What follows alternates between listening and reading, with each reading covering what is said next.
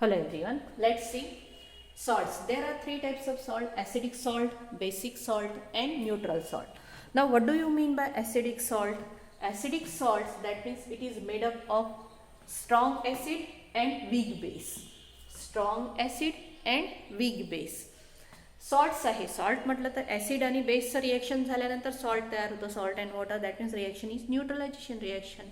Now if the produced salt is acidic, that means it is made up of strong acid, and if it is basic salt, then it is made up of strong base.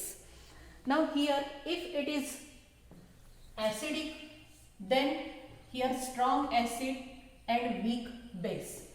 If this salt is basic, then strong base, weak acid, and if it is neutral salt, then it is made up of strong acid, strong base. समजला? सोपा आहे हा portion. Strong ॲसिडपासून बनलेला असेल आणि weak base असेल तर तो ॲसिडिक नेचरचा असो, कारण ॲसिडिक कसं आहे, ॲसिड कसं आहे तिथे स्ट्रॉंग आहे. बेसिक नेचरचा असेल salt, that means it is made up of strong base and weak acid, and if the salt is neutral, then it is made up of strong acid and strong base. If it is acidic, then it's pH, त्या सॉल्टचा pH it is less than 7.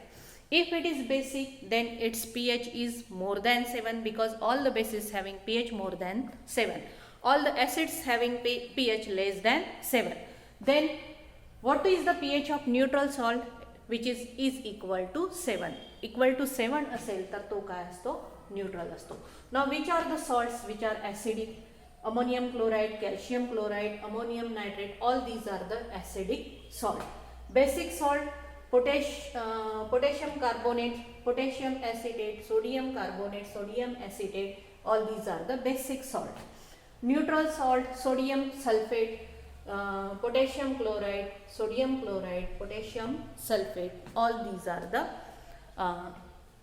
Neutral salt. आता याच्यामध्ये हे वाला example आपण घेतलंच होतं. HCl आणि NaOH ची रिएक्शन झाली तर NaCl तयार होतं. HCl स्ट्रॉंग ॲसिड आहे आणि NaOH ही स्ट्रॉंग बेस आहे. दोन्ही जण स्ट्रॉंग आहे, त्याच्यामुळे त्याच्यापासून तयार झालेला सॉल्ट कसं आहे, neutral. After that crystallisation, water of crystallisation. Now some compounds, that means which are those: copper sulphate, alum, ferrous sulphate, किंवा मग वॉशिंग सोडा. हे जे वॉशिंग सोडा तुम्ही घरी ज्याच्याने कपडे धुतात त्याच्यामध्ये बघा असं चमकताना काहीतरी दिसतं. त्याच पद्धतीने हा जो कंपाऊंड आहे कॉपर सल्फेट, हा जो कंपाऊंड आहे बघा, हा तुम्ही आत्ता दिसतो का चमकताना? काढून दाखवते.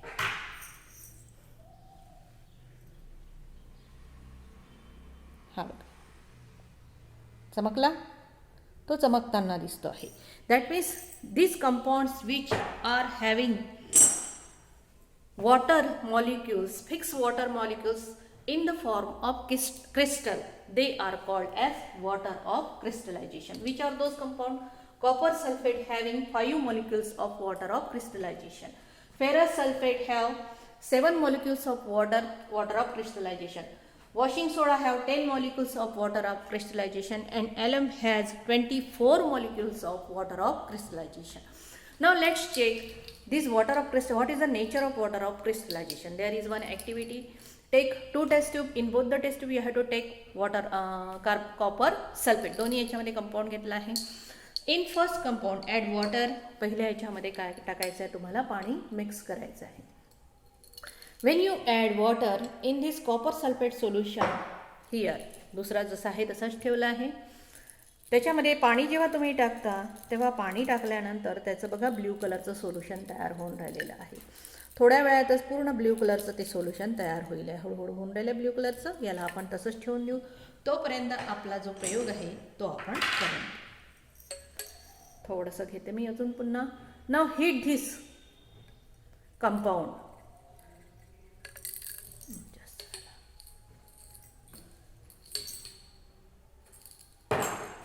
याला आता या कॉपर सल्फेटला आपल्याला हीट करायचं आहे. हीट केल्यानंतर त्याच्यामध्ये काय बदल दिसतो हे आपल्याला बघायचं आहे. हीट करताना कशाने हीट करायचं? आपल्याला स्पिरिट लॅम्पने हीट करायचं आहे नेहमी. आणि जी टेस्ट ट्यूब घेतात ती कोणत्या कंपनीची असायला पाहिजे? बोरोसिलची. आता ही जी टेस्ट ट्यूब घेतलेली आहे मी,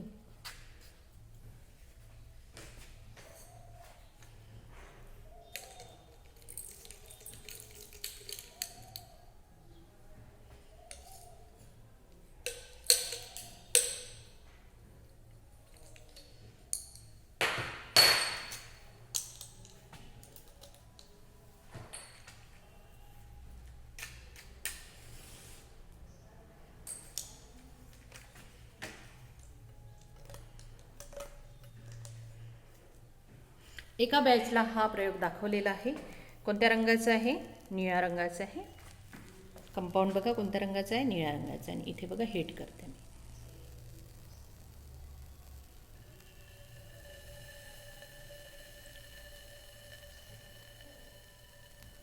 तुम्ही बोरोसिल व्यतिरिक्त दुसऱ्या टेस्ट ट्यूब घेतल्या तर हिटिंग करताना काय होतं की त्या टेस्ट ट्यूब फुटून जातात. बघा काय दिसतंय, वाफ निघून राहिलेली आहे आणि टेस्ट ट्यूबच्या आतमध्ये बघा वेपर्स तयार होऊन राहिलेले आहे. आतमधल्या कडांवर पाण्याचे वेपर्स तिथे बघा तयार झालेले दिसतील तुम्हाला. दिसतात आहे का पाण्याचे vapours?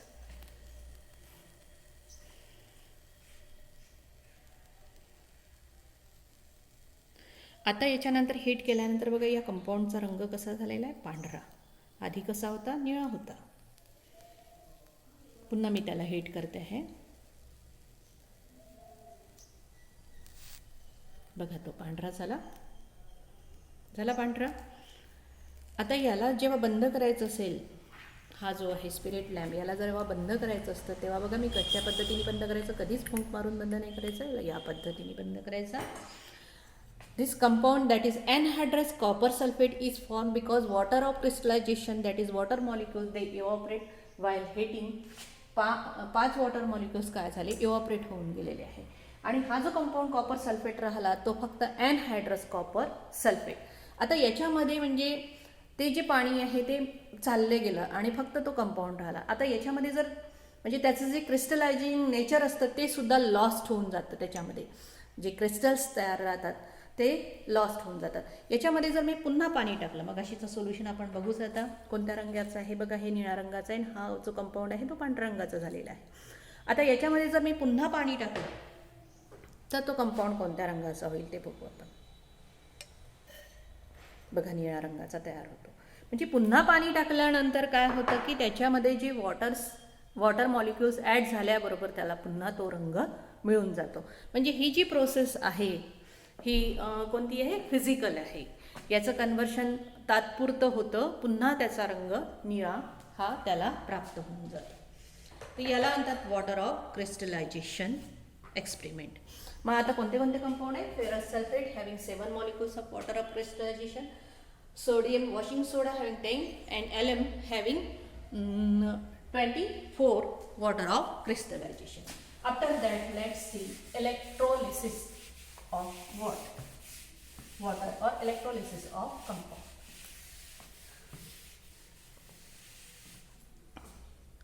Now ionic compound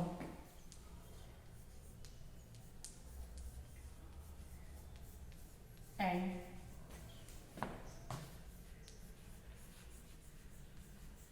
its conduction. Now let's see NaCl. This is ionic compound. When it reacts with water, that means it is added in water.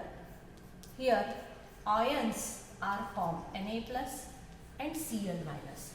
Now the compound which dissociates completely, that means more number of ions it will form.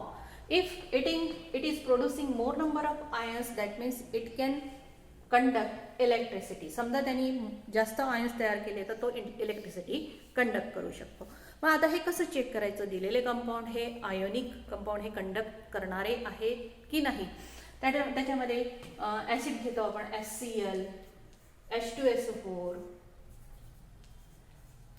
NaCl, glucose, urea, all these compound. Let's check. आता हे check करायचं असेल तर तुम्हाला मी एक video नंतर पाठवणारच आहे. मग चेक कसं करायचं तर त्याच्यासाठी पहिल्यांदा बीकर घ्यायचा. In this beaker 2 electrodes, carbon electrodes are attached. Here these 2 carbon electrodes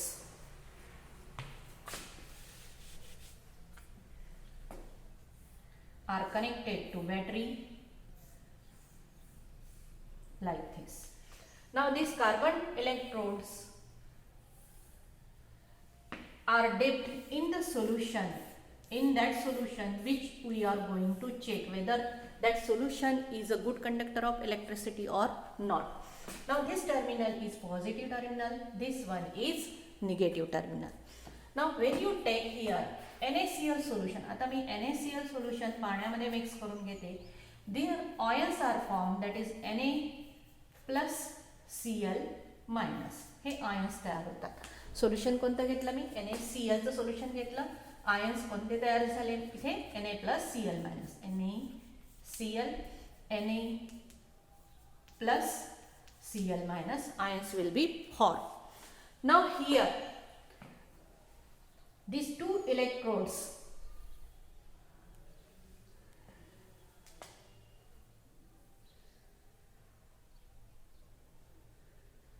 are dipped here when and there is connection of bulb. इथे एक बल्ब सुद्धा अटॅच करून घ्यायचा. Now when you pass electric current, when हा key आहे इथे, when you press the key and when current is passing, he battery आहे, when current pass through this solution and the circuit is complete and current is passing through this bulb and if it glows, that means this solution, given solution is good conductor of electricity. That means it is electrolytic solution. म्हणजे ते कोणतं solution झालं? Electrolytic. मग आता याच्यामधले कोणते कोणते? NaCl घेतला किंवा H2SO4 घेतला किंवा ॲसिड घेतला किंवा सॉल्ट घेतला. All these are the electrolytic solution. But urea, glucose हे जर घेतले तर इथे बल्ब ग्लो होत नाही. मग का बरं होत नसेल? इथेच का बरं होतं? Because this solution produce ions, it dissociates completely and produce ions. And when this ions are produce, these positive cations move towards cathode and negative anions move towards anode. आता हे पॉझिटिव्ह वाला टर्मिनल कोणाकडे जाईल? तो negative वाल्याकडे जाईल. Negative वाला म्हणजे कोणता आहे? हा वाला. हा जो आहे निगेटिव्ह पॉझिटिव्ह कॅटायन म्हणजे हा काय झाला? Cathode. And this one is anode. That means the electrode. आता या कॅथोड आणि एनोड याच्यामध्ये कन्फ्युजन होतं. पॉझिटिव्ह आयन्स असेल तर तो कोण असतो? कॅटायन. आणि निगेटिव्ह आयन्स असेल तर तो काय असतो? Anion. This ions, that means the electrode which is connected to positive terminal is anode. And the electrode, हा जो इलेक्ट्रोड आहे which is connected to negative terminal is called cathode. Now when this dissociation takes place, जेव्हा तुम्ही पाण्यामध्ये add करता तो dissociates होतो म्हणजे आयन्स फॉर्म होतो. Here Na plus, that means positive and negative ions are formed and the solution mobility of ions takes place. ते एकमेकांपासून वेगळे होतात. आता मुवमेंट होते तिथे. मुवमेंट कशी व्हायला पाहिजे? This positive cations move towards cathode म्हणजे निगेटिव्ह कडे अट्रॅक्ट होतो. हा कोणाकडे अट्रॅक्ट होतो? निगेटिव्ह कडे. आणि हा जो आहे निगेटिव्ह हा पॉझिटिव्ह इलेक्ट्रोडकडे अट्रॅक्ट होतो.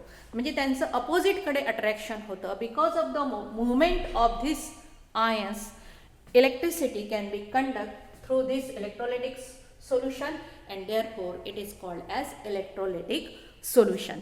तर या पद्धतीने आपण एवढी एक ॲक्टिव्हिटी मी एवढी एक समजावून देते तुम्हाला. This whole system is called electrolytic cell. याला पूर्ण काय म्हणतात? Electrolytic cell. These are called electrolytic conductor. Electrode त्याला काय म्हणतात? इलेक्ट्रोड.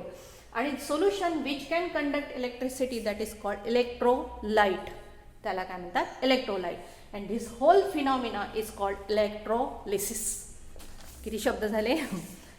होल सेल हा पूर्ण सिस्टीम जी आहे ज्याच्यामध्ये आपण हे कंडक्टर म्हणजे इलेक्ट्रिसिटी कंडक्ट करून बल्ब होतो की नाही, ग्लो होतो की नाही ते चेक करून राहिलेलं आहे, त्याला काय म्हणतात? Electrolytic cell. ज्याच्यामध्ये हे सोल्युशन चेक करून राहिलो तो जर कंडक्ट करत असेल तर त्याला म्हणतात इलेक्ट्रोलाइट. ज्याच्यामध्ये हे जे ड्रॉट टाकलेले आहे त्याला म्हणतात इलेक्ट्रोड. काय म्हणतात त्याला? इलेक्ट्रोड. त्याच्यानंतर होल हा जो फिनॉमिना आहे त्याला काय म्हणतात? इलेक्ट्रोलिसिस. कोणता म्हणतात त्याला? इलेक्ट्रोलिसिस. आणि हे कोण तयार करतं? फक्त ज्याचं डिसोसिएशन होत असेल तेच. आणि म्हणून युरिया किंवा ग्लुकोजमध्ये बल्ब ग्लो होतो का? नाही, कारण त्याच्यामध्ये त्याचं dissociation of molecule does not takes place and therefore ions are not form. If the ions are not form that means movement of ions does not takes place towards the negative electrode and there is no movement, that means there is no conduction of electricity. हा एवढा portion घेतल्यानंतर बाकीचा पोर्शनसाठी तुम्हाला एक मी video टाकणार आहे. इथे मी stop करते. मेन पोर्शन मी तुम्हाला इथे समजावून सांगितलेला आहे.